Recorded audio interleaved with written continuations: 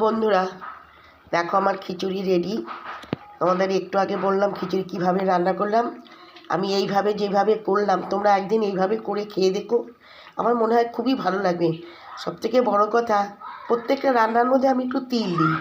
এর মধ্যেও কিন্তু মশলার মধ্যে তিল বাটা দেওয়া ছিল, তিল বাটা দেওয়া আছে। রাঁধুনিটা অবশ্যই দিও নিরামিষ খিচুড়িতে, রাঁধুনি দিও। আর তো যে যেরকম খায়, আমাদের যেমন বাদামটা দেওয়া হয়, নারকেল দেওয়া হয়, ফুলকপি দেওয়া হয়, মটরশুঁটি দেওয়া হয়, এগুলো আমাদের ভালোবাসে বলে দেওয়া হয়। সবাই তো সব কিছু ভালোবাসে না, অনেকে নারকেল দেয় না, নারকেল ভালোবাসে না, নারকেল দেয় না।